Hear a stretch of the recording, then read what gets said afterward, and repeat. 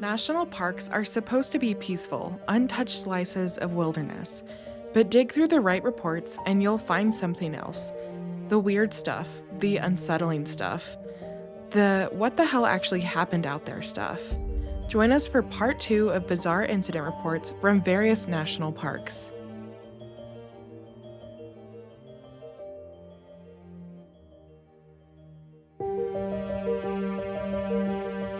Welcome to Morbid Outdoors, the podcast that ventures deep into the shadows of the wild. Here, we unravel the mysteries of missing persons, explore spine chilling legends, and share the most morbid stories that nature has to offer. From the depths of the dense forests to the highest mountain peaks, we'll uncover the secrets that lie hidden in the great outdoors. Join us as we navigate the eerie, the unexplained, and the terrifying.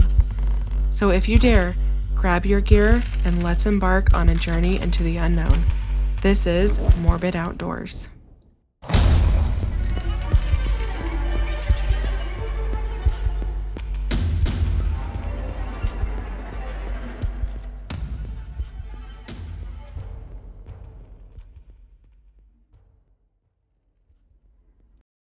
Hello, everybody. Welcome back to part two of Bizarre Incident Reports.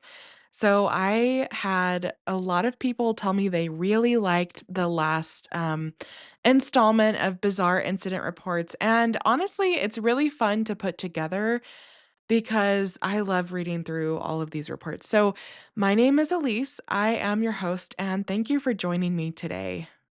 I just realized that I actually messed up my own schedule, and so, I guess this will be coming out the day before Thanksgiving, so if you celebrate Thanksgiving, I hope you have a happy and safe Thanksgiving, and yeah, just enjoy whatever you're doing, spending time with family, not spending time with family. Honestly, I feel like the holidays, you just do what you gotta do to make it through sometimes. So, hope you're out there. I hope that you're safe and happy and thankful. So, I think a lot of us have a lot to be thankful for. So, let's get into it today. Because I messed up my schedule, I don't know, there might be a bonus episode this month. We'll see. So, our first incident report comes on April 20th, 1987, and it happened in Big Bend National Park, and the title is Animal Attack. This happened specifically on Laguna Meadow Trail. LB went hiking with her husband and 2-year-old son on Sunday, 4/19, on the Laguna Meadow Trail. The party spotted a mountain lion approximately 12 feet ahead on the trail. The animal then disappeared into the vegetation. The party continued on, and the cat reappeared and jumped on LB's back. She began to roll on the ground and scream as her husband threw rocks. The animal left the scene. LB returned to the ranger station and was treated for wounds to the buttocks and thighs from the claws of the cat. She was released. LB's husband accompanied 4 rangers to the site of the attack. The mountain lion was again sighted approximately 100 yards off of the trail in the same vicinity. It began to stalk Ranger Dale Thompson. The cat came within 20 feet of Thompson before Thompson shot and wounded it. Black Gap State of Texas Game Refuge was contacted and sent a handler with dogs to locate the cat. The cat was treed and destroyed at 2:55 p.m. Texas Public Health was immediately notified. The cat, which was a 65-pound, 15-month collared male, was iced and shipped from Alpine, Texas at 4:25 a.m. this morning. It will be taken to the public health facility in El Paso for autopsy. A press release is being composed at the park at this time. The regional office is determining if a board of inquiry will be conducted. Now, this one is bizarre because honestly, it sounds like something was seriously wrong with that cat. And I'm glad that the cat attacked the mom instead of the little boy because that would, I mean, I don't know if a 2-year-old could survive an attack like that. So honestly, while it's terrible that the cat attacked LB, who was the mom, it's also very lucky that the cat did not attack the little kid because he was 2. So that is just a bizarre incident, and especially because they went back so the husband could show them where it happened, and then the cat was also there and stalking the ranger. It sounds like something was seriously wrong with that cat, and I don't know what it means when it says destroyed. I'm assuming they shot it dead, but I don't know why they just didn't say that. So, anyways, that was a very interesting animal encounter incident report from Big Bend National Park in 1987. Next, we've got another animal incident in 1987, July 7th, actually, and this happened in Denali National Park. The location was not specified in this report, but here's the short report. A visitor whose name was not reported was backpacking approximately a quarter mile off the main park road. He noticed a bear in time to avoid confrontation, but got caught up in photographing it. The bear then approached, so the visitor took a fetal position for protection. The bear then sniffed him, bit him in the right calf, and departed. No further information currently available. So I think that this one is an interesting report because I think that this person was probably trying to take a picture of this bear, but didn't wanna get in trouble, so just said that he, avoided confrontation, but then took a picture of it. I could see if you're hiking, backpacking, and you see a bear and you give it space and you still wanna take a picture of it. However, I would not mess with grizzlies in Alaska, definitely not in Denali, so I'm glad this guy survived with just a bite mark to the calf, but honestly, I don't know, it's just a funny/not slash not funny incident report to read because the bear literally walked up, sniffed him, bit him, and then left, so I'm glad he's okay, but something tells me he's not really telling the whole story, when he had to report that. Next, we're going to be visiting Capitol Reef National Park, which is my favorite national park in Utah. I've been to all five. Tuesday, March 21st, 1989, and the title is Search for Ted Bundy Victim. Shortly before his execution in January, serial killer Ted Bundy told investigators that he had killed 8 girls and women in Utah, and that one 17-year-old N.W., who disappeared in 1974, was buried near Capitol Reef. Last Friday, searchers found human remains at a site 1 mile east of the park. Forensic tests will be conducted this week to determine if they are the remains of N.W. There is no indication that any of Bundy's victims were killed or buried in the park itself. Fast forward to March 24th, 1989, Capitol Reef National Park, follow up on the search for Ted Bundy victim. The bones found a mile from the park boundary on the 17th have turned out to be the remains of animals, not those of N.W., one of serial killer Ted Bundy's victims. Prior to his execution, Bundy had told investigators he had buried N.W. near the park. So, if you have listened to one of my episodes, I think it was a bonus about the search for Ted Bundy's victims in Utah. This happened not this past summer, but the last summer. And private investigator Jason Jensen was leading searches in like 4 or 5 different places in Utah because those women still have not been found that Bundy buried/hid near Price, Utah, Capitol Reef National Park, Fairview Canyon, and then Rifle, Colorado. So this is one of those victims that I did discuss in that episode, and her remains still have not been found. He said he buried her somewhere near Capitol Reef National Park, and he was pretty descriptive, but no one's been able to locate her remains. So was he lying, or is the terrain just too vast to pinpoint where she was buried? I don't know, and it's been like 50 years.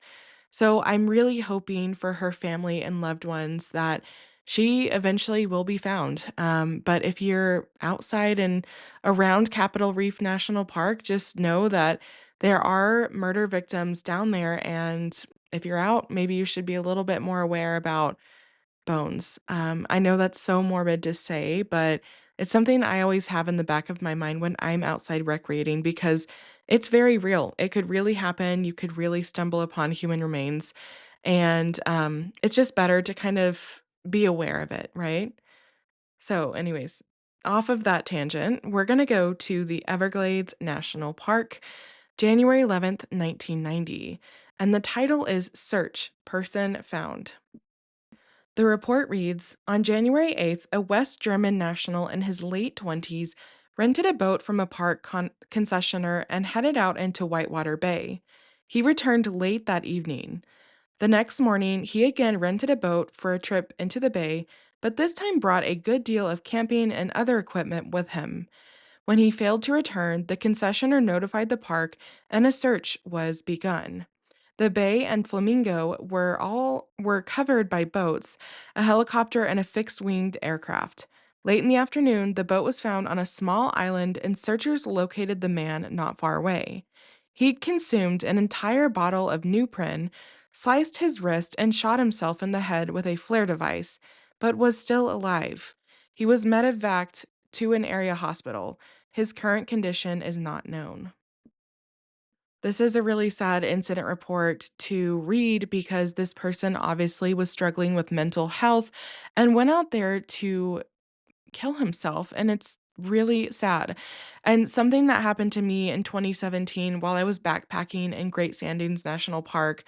Um, this isn't a story I want to tell right now, maybe later, but I had an experience that basically led me to the knowledge that national park rangers are they have like extra training on suicide and how to spot suicide in visitors at parks.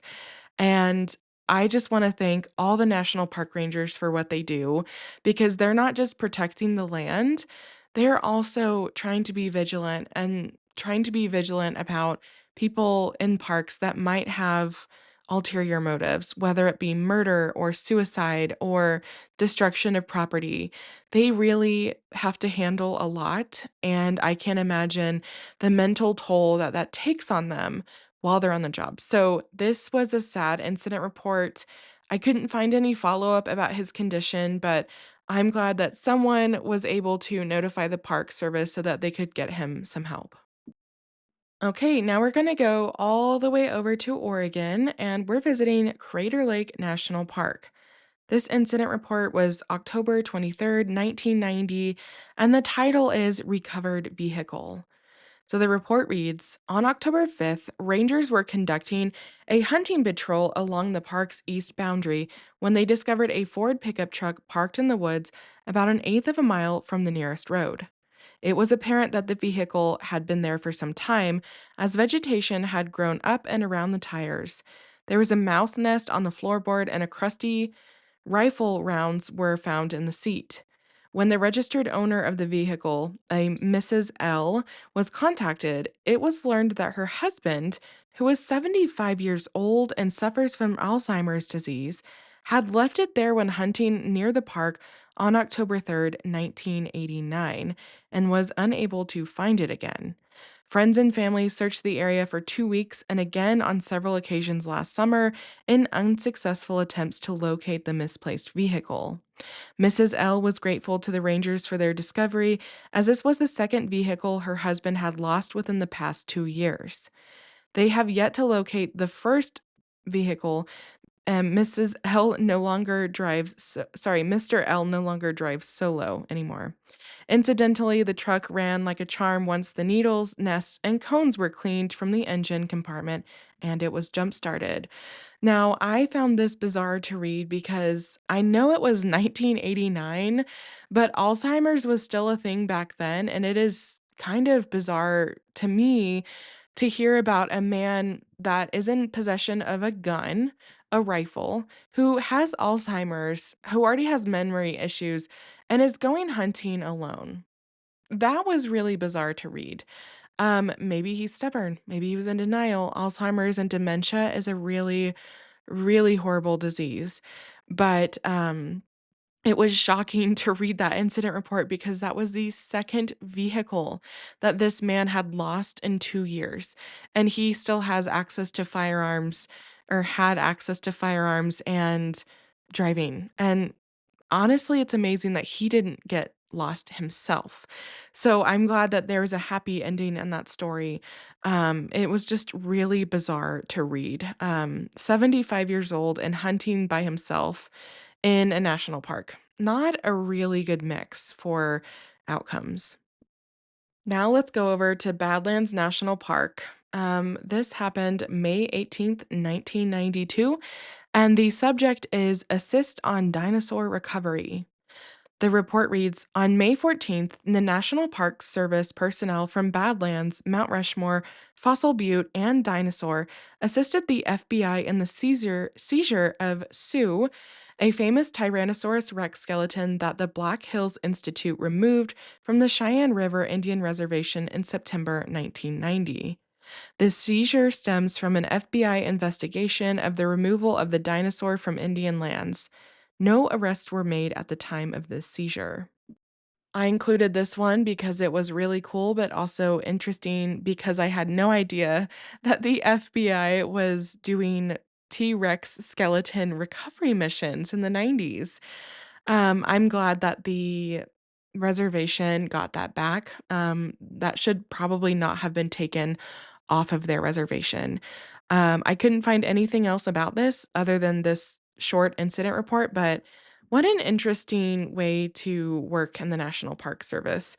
Um, I don't know, I just thought it was super cool, so I wanted to include it here. Okay, our next incident report comes out of Cuyahoga Valley in Ohio, and that's a national park as well. Tuesday, July 27th, 1993. Two separate rock climbing incidents at the Virginia Kendall Ledges on July 24th resulted in a serious injury and a fatality.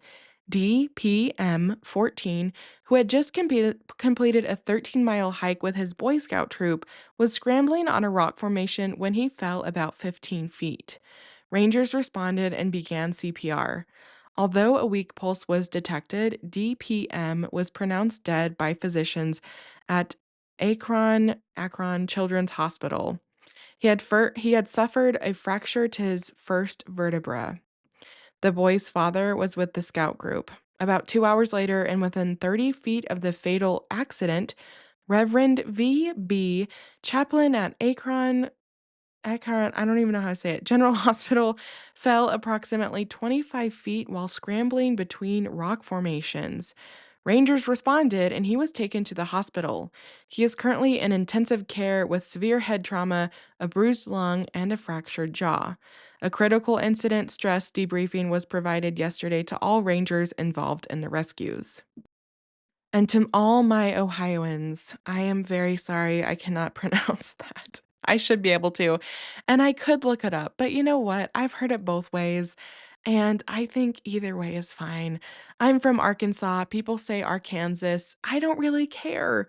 So, what I find interesting about this incident report is that I just think it's crazy because I don't know why the reverend was there after the boy had already fallen, but basically, this is a dangerous area, obviously, and two people fell, one person died, and it's just crazy that 2 hours later, someone else fell and was severely injured. And so, I don't know, couldn't find a follow up. I hope that reverend was okay.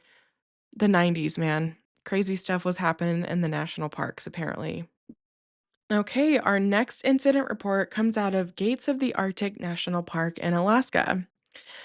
This was August 26, 1996, and the title is Fatal Bear Mauling. The report reads RB, a visitor from Washington, D.C., was fatally injured when he was mauled by a grizzly bear in the park on August 23rd. RB was hiking with one of two rafting companions when they surprised a sow grizzly with a cub. The bear immediately attacked the hikers, killing RB. RB's companion returned to camp and picked up the third member of the group. They returned to the scene, covered RB with a tarp, and attempted to drag him back to camp, which was over a mile away. They soon became exhausted, returned to camp, and flagged down the pilot of a passing aircraft, who then reported the incident. Rangers from Gates of the Arctic and Northwest areas and state troopers were ferried to the site by a Fish and Wildlife Service Super Cub with floats. They rescued the survivors and retrieved RB's body. The attack by the bear was immediate and without warning, giving RB no opportunity to prepare a defense. RB's companion may have escaped injury because he kept on walking, ignoring the bear. So I really wonder what RB was doing if he was attacked and didn't survive. And I don't know, the ending of this report is just really weird because his friend, was also attacked, but he didn't die because he ignored the bear. I just think this is strange. Um, I just don't know. It just is a weird thing. Imagine watching your friend get mauled by a grizzly bear and then you're trying to move his body back to your camp. That would be so, so traumatic, and I'm glad they were able to, flag down an aircraft because that grizzly probably and would have come back to, cache the remains or the body, I don't know. Bears are a little unpredictable sometimes, I feel, and I just think that the whole story wasn't in this report, and so I'd be curious to know what actually happened out there. All right, our next incident report comes out of Death Valley National Park. This one was placed September 4th, 1997, and the title is Search Suicide. On the afternoon of August 26th, Ranger Sarah Bondareff came upon an unoccupied vehicle parked along Highway 190 just inside the eastern entrance to the park. The air temperature at the time was approximately 115 degrees. A registration and warrant check revealed that the owner, DHB, 58 years old, was under investigation for sexual misconduct with his granddaughter and had been listed as a missing person. He was also reported to be potentially armed. Ranger Bondareff secured the vehicle and located possible foot tracks associated with it nearby. A hasty search by an MPS aircraft was fruitless. The Inyo County Sheriff's Office assumed responsibility for the incident late that night and began a ground search. DHB's body was found in a ravine about a mile from his car the following evening. He had died from a single gunshot wound to his chest. Now, because of the title, it said suicide, so that's what I assumed, but honestly, after reading it a few times, did he kill himself? Do people normally shoot themselves in the chest when they do that? I don't think so, but again, I'm not an expert on this. I Is it possible that someone got some vigilante justice? I don't know. I think that, it's sad because he was under investigation and maybe he was going to go to trial and be found guilty, but it seems like he took the coward's way out. And I'm only saying the coward's way out because he was under investigation for, molesting his granddaughter. So, yeah, I have no sympathy for people like that, and anytime a child is hurt, I think it's terrible, and so I'm not saying suicide is the coward's way out, I'm saying it was his coward's way out because he was a piece of shit. Okay, now we're gonna go over to Carlsbad Caverns in New Mexico. This was August 17th, 1999, and the title is Homicide. Now, this is likely you've heard about this case before. I think National Park After Dark did it. They did a really good job. I highly suggest listening to their episode. This case is so crazy. So, here's an actual incident report from that. On August 8th, Ranger Lance Matson and volunteer John Keebler began searching for two overdue hikers. Matson located their campsite and found RK-25 of West Roxbury, Massachusetts, suffering from exposure. RK's partner, DC, was buried in a shallow grave near the campsite. RK said that they had run out of water and become lost. He said that DC was in great pain and asked to be killed, adding that they were going to do it together. He was airlifted to the local hospital, treated, and released. Upon release, he was arrested by officers from the Eddy County Sheriff's Office and charged with an open count of murder. RK's family posted a $50,000 cash only bond, and he was allowed to return home. A cooperative investigation is underway by the National Park Service, FBI, and County Sheriff's Office. So, if you want to know how that ended or what went on out there, National Park After Dark did a really good story on it. Again, Carlsbad Caverns, 1999. Really, really interesting case. Okay, the next one is a little lengthy and it comes from the National Park of American Samoa. And this one happened July 1st, 2004. And the title is Armed Assault on National Park Service Employees. The report reads a research team comprised of National Park Service, USGS, and Hawaii Department of Land and Natural Resource personnel was conducting coral disease research at several locations around the Tutuila Island on June 15th. While the divers were in the water and about 100 yards from the shore, the National Park Service boat operator heard a car honking on shore. He noticed a man standing next to a white pickup truck making gestures as though he wanted the researchers to leave the area. Since the divers were due to service within the next 10 minutes, the boat operator did not want to move the boat from his position to determine what the person on shore was trying to communicate. He continued to focus on the dive operation. When a few minutes later, he noticed the same individual walk from a house with what was later determined to be a shotgun. The individual walked down to the shore, pointed the shotgun at the boat, and fired. The boat operator recalled the divers, got them on board, approached and conversed in Samoan with the individual, then departed the area. The Department of Public Safety, Criminal Investigation, and Intelligence Bureau is investigating the incident with assistance from NPS special agents. And there was no update on that case, but imagine just doing your job and then someone points a shotgun at you and fires. That would be horrifying. And I'm just glad no one was hurt in this incident because that could have turned out very, very badly. All right, our next one, I feel like this happens a lot when we're talking about boating things. Uh, guys, if you're going to be on a boat, you need to know boat safety because, and things can happen in an instant. They really can. But boat accidents are so, so common in warm summer months. It is so scary. So, this happened October 11th, 2011, in Biscayne National Park. And the title is Man Killed at Columbus Day Weekend Event. Due to severe weather, 25 to 30 mile an hour winds and heavy rain, only 200 to 300 boats showed up for the annual Columbus Day weekend event at Biscayne this year. One man was killed when his legs were severed by the propeller of a large boat that he'd been riding on.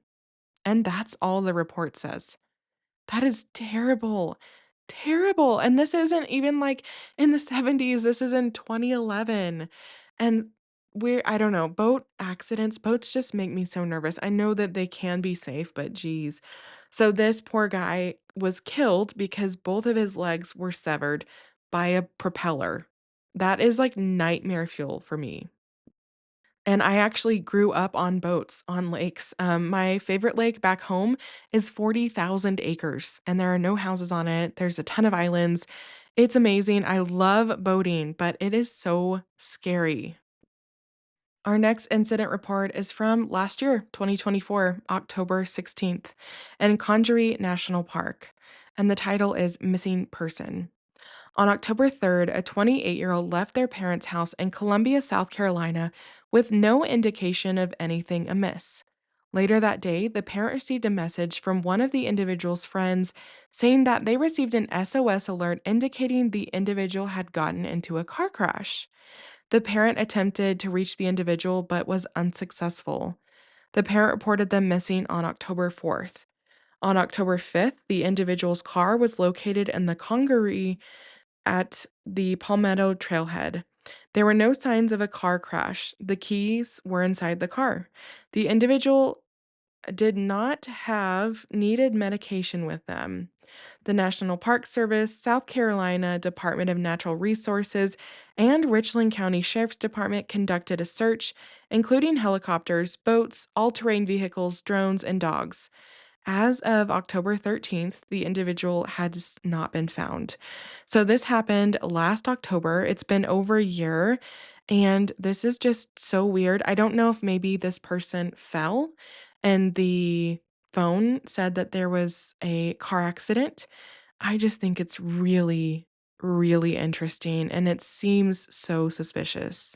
Upon looking further into this incident report, the missing person's name is Zelig Williams, who is a Broadway dancer.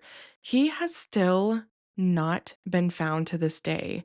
He is a black man, and I find this all very suspicious. So, like I said, he left his home without his medication. An SOS alert was triggered from his phone shortly after he left, although his car did not show signs of a crash. So, if you have any information, please contact the Richland County Sheriff's Department. He's still missing. This is a really bizarre case. I did not see it on the news. And I think we all know why that I didn't see it on the news. Maybe you saw it on the news. I don't know. This is so sad. He's still missing. I don't know. Did he throw his phone out the window and it registered as a car crash? Or did he get out of the car and walk somewhere and fell and got injured? I just don't know. This one is very interesting that it wasn't publicized that much because typically when someone goes missing within a national park, it is like there's a lot of media coverage on it, typically speaking. All right, our next one comes from Black Canyon of the Gunnison National Park, November 13th, 2024. The title is Vehicle Crash Missing Person Found Deceased. The report reads On October 28th, a vehicle bypassed the park's entry gate at a high rate of speed. Later that day, the vehicle was found 3 miles down the steep East Portal Road, where it had gone off the side of the road and about 150 feet down the slope into vegetation. Montrose County Sheriff's Office personnel responded to the reported crash and found the vehicle empty. There were signs that the driver's head was likely hit inside the windshield. The registered owner, a 19-year-old, matched the description of the driver observed bypassing the entry gate. An interview with the individual's roommate revealed that the individual's phone and wallet were left behind in their room, and the roommate reported that the individual had said they were going to hide their phone and that they were going to Utah. A search for the individual in the area of the vehicle began on October 28th, including ground teams, dogs, and drones, with support from Montrose County, the National Park Service, and the Gunnison Search and Rescue. On November 5th, the individual was found deceased by drones at the base of some cliffs. Technical rope rescue techniques were used to recover the individual's body. So, this is sad. I don't know if we ever got the full story. The roommate the guy, the deceased person, I don't know name or, whatever, like I don't even know what I'm talking about right now. We don't have a name, we don't have initials, that's what I was looking for, initials. This person, the 19-year-old, told the roommate that he was going to hide their phone and that they were going to Utah.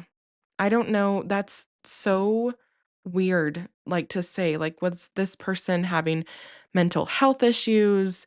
What was happening? Were they wanting to commit suicide? I don't know, and I don't think anybody will ever know because this person was found deceased. Now, it is possible that he, crashed his car, hit his head, maybe had a concussion, traumatic brain injury, or maybe even was just, dazed from a head injury.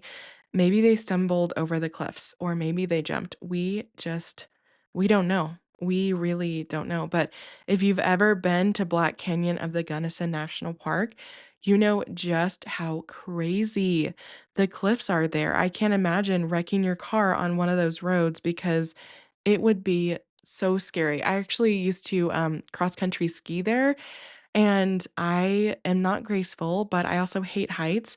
And so they close part of the main road in the winter and they open it to snowshoers and skiers. And I was skiing and I was literally so scared I was going to fly over the edge of the cliff. So I would just like make myself fall to the sideways or backwards and like crash myself. So there was no chance of me going over the edge because I am that much of a baby when it comes to heights. So this is a really sad incident report to read. It's always sad when anyone dies, and especially a young person with their whole lives ahead of them. All right, our last two incident reports today are they are tied together. So this was actually from earlier this year, May 14th, 2025, Bryce Canyon National Park. The title is Two People Die and Fall, Cat Survives. The incident report reads, on the evening of April 28th or morning of April 29th, a 45-year-old and a 58-year-old crossed over safety railings at Inspiration Point and fell about 380 feet. The two individuals likely died to injuries sustained in the fall. A local visitor observed their deceased bodies on April 29th. A 12-year-old cat was found alive in a soft carrier case next to the bodies. Preliminary investigations have not been able to definitively determine the cause of the fall, though conditions were slick and wet from snow. The cat was taken to Paws Dogs boarding facility in Panguitch, Utah, then transferred to Best Friends Animal Society in Kanab.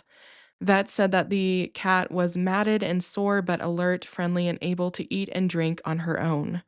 X-rays were pending to see if the cat suffered broken bones or internal injuries. Agencies involved in the recovery and rescue were the National Park Service, Garfield County Sheriff's Office, and the Utah Department of Public Safety.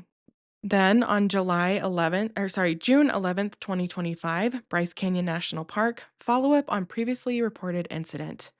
The cat was found alive after a nearly 400-foot fall with its owners, who both died in the fall, has made a full recovery and was adopted by the Utah Department of Public Safety helicopter pilot involved in the rescue.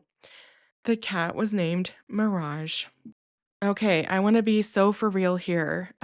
This could have been prevented. 100% could have been prevented. When there are safety railings or guards, that means do not go across them. I I can't. First of all, I don't think cats are allowed in the park even in carriers. I have no idea. But secondly, and more importantly, like don't go over safety railings. This happens so much. People fall and die and it didn't need to happen, right? It did not need to happen. In fact, there was a case, I think out of Colorado maybe or Oregon, where a couple in a Jeep or truck or whatever went around a gate, that would close the road off and they got stuck out there and they were dying of hypothermia. They got stuck and stranded, huge snowstorm, no one could find them. People didn't even look down the road because it was closed, and they said they wouldn't have gone down that way, the road's closed. Not going behind safety railings or roadblocks is so important for your safety. These 2 people, it is so sad that they died, but it was 100% preventable, especially if it was snowy and icy. Always, always, always have micro spikes or crampons you can put onto your shoes. If you're out west in the winter, you need to carry those with you at all times, basically, just like tire chains. That's what I think at least. Um, it's a happy ending that the cat survived, and honestly, it's kind of a miracle because it was in a soft shell crate. Now, first of all, why do you have your cat in a soft shell crate in a national park? It seems like very cumbersome to walk around with. I'm glad that the cat was okay. It is really, really sad that the people died. And Inspiration Point is very, very pretty. And can you imagine being the person who is like the next day who discovered the bodies? Walking to Inspiration Point, ready to see a beautiful, beautiful scene with Bryce Canyon with snow on it, and then they look down and there are 2 dead people down there. That would be so traumatizing. Like I said, it can happen. This can happen to you if you're outside a lot.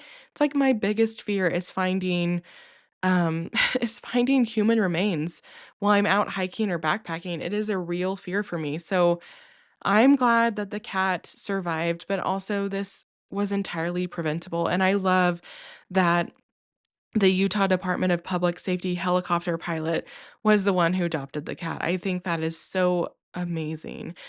And what a story to have, "This is my cat Mirage," and, like, people always ask, "Oh, how did you get her? When did you get her? Whatever, how long have you" and then you have this story. It's just really interesting. So that one happened earlier this year. It seems like forever ago. Anyways, I hope that you guys liked this section of or this installment of bizarre incident reports. I love putting these episodes together. They're so fun to read. They're horrifying to read. Some of them are funny, some of them are not funny. And so if you want to see more of these, please leave me a comment, send me a DM or whatever.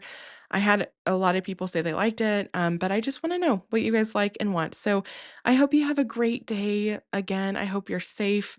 I hope if you're celebrating with family, it goes well. And if you're not celebrating with family, I totally get it. I understand, and I hope that you have a very peaceful day. So I will see you guys next time. As always, recreate responsibly and remember, sometimes the great outdoors aren't always great. Thanks for listening to Morbid Outdoors. If you're enjoying what you're hearing, make sure to subscribe to the show on your favorite podcast platform. It's free, easy, and it helps us out immensely. When you subscribe, you get updates on our latest episodes, and it also boosts our visibility, making it easier for other curious souls to find us. Another great way to support Morbid Outdoors is by leaving us a review. Whether you're on Apple Podcasts, Spotify, or wherever you listen, a quick review helps us know what you love about the show. You can also join us on Patreon for early and ad free content. Find us on Instagram and Facebook at Morbid Outdoors Podcast. You can email us case suggestions and your campfire stories at morbidoutdoorspodcast@gmail.com. Thanks so much for the support, and I'll see you next time.